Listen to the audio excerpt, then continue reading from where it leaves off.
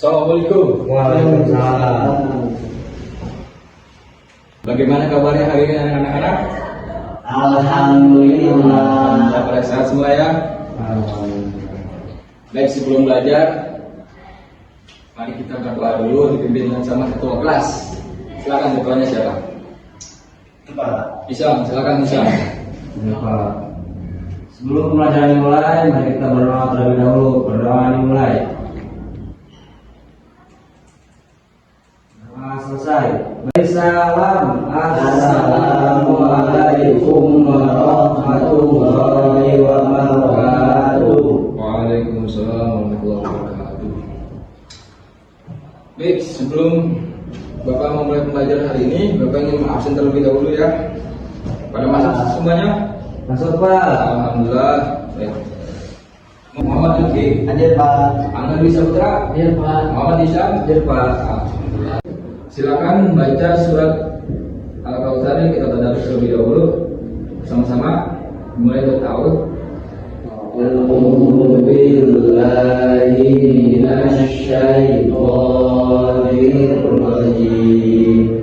Bismillahirrahmanirrahim. Inna a'tainakal kautsar fasholli rabbikal wanhar.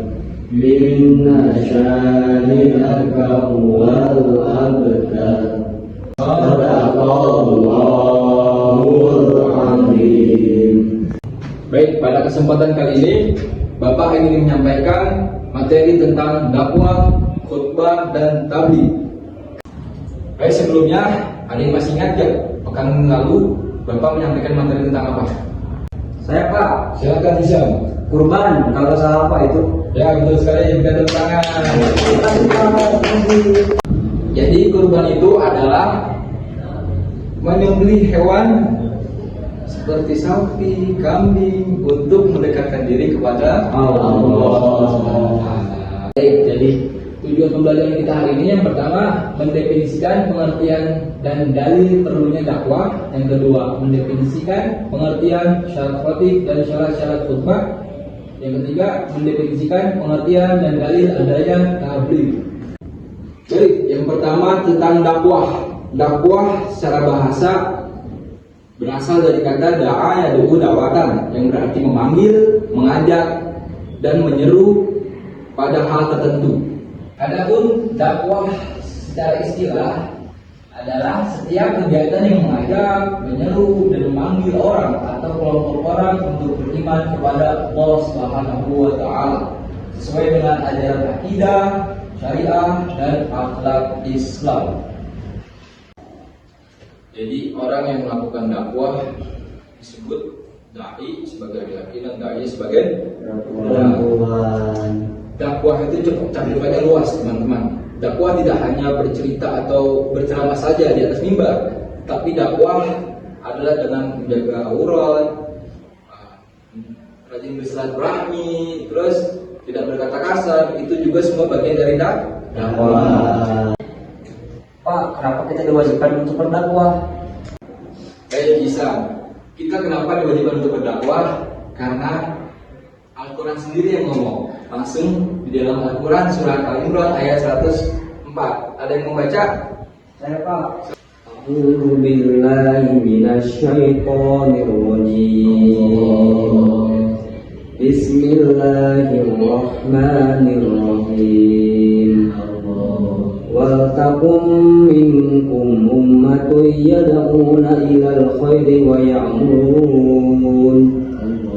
ya'muruna bil ma'rufi wa yanhauna 'anil munkar. Ulaika humul muflihun. Masyaallah.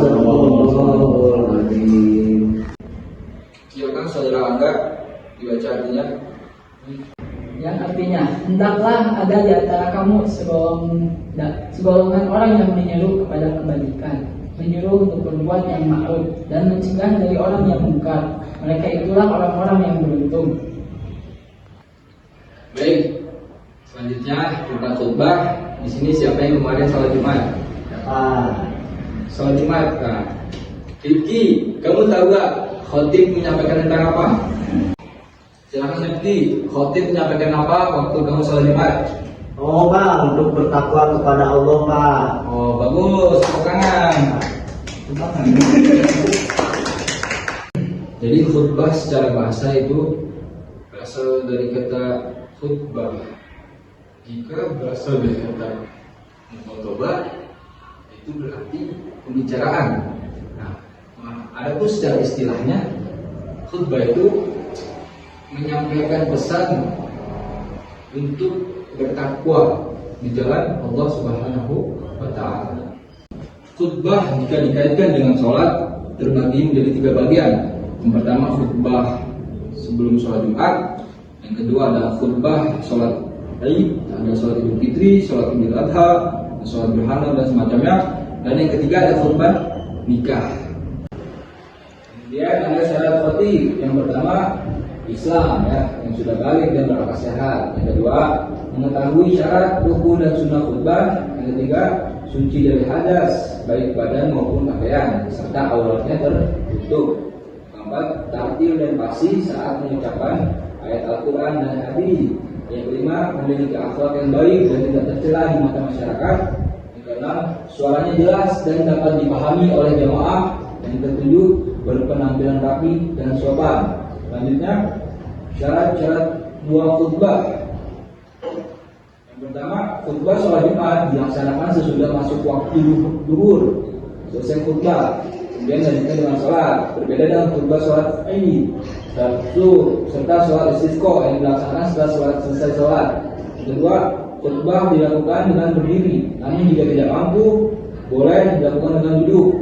Jika tidak mampu, boleh dilakukan dengan cara berbaring. Jika tidak mampu, mati we.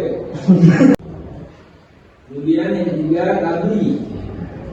Menurut tinjauan bahasa, kata tabligh berasal dari kata baligho, yubalighu tablighon, yang artinya menyampaikan atau memberitahukan pesan atau ceramah secara lisan atau perkataan. Adapun pengertian secara istilah, tabligh merupakan menyampaikan aturan Islam baik dari yang termaktub dalam Al-Quran maupun hadis yang ditujukan pada umat manusia. Baik, kemudian dalil adanya tabligh. Ini termaktub dalam Quran surat Al-Ahzab ayat 39. Siapa yang membaca? Silakan Angga. Bismillahirrahmanirrahim.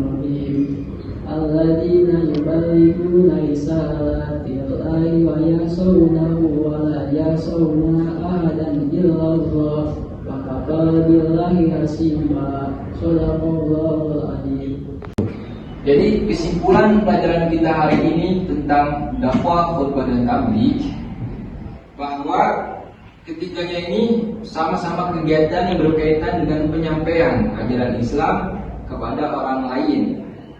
Tiga kegiatan tersebut memiliki tujuan yang sama, yaitu untuk mengajak orang lain kepada jalan yang benar dan menyelamatkan mereka dari kesesatan.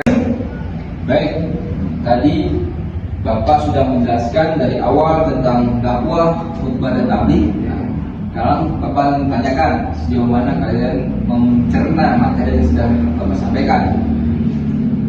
Silakan Saudara Angga. Apa pengertian dari dakwah? Silakan. Silakan. Dakwah dalam Islam merujuk pada ajakan atau usaha untuk menyebarkan jalan Islam kepada orang lain, baik itu dengan cara berbicara, menulis, atau melalui tindakan. Betul sekali. Baik, anak-anak, tugasnya untuk minggu depan, anak-anak cari 3 dai dan serta alasannya kenapa kalian memilihnya. Baik, untuk minggu depan materi tentang Wali Songo. Selesai sudah pelajaran kita hari ini. Bapak tutup, ya kita sama-sama tutup dengan doa kafaratul masjid. Subhanallah.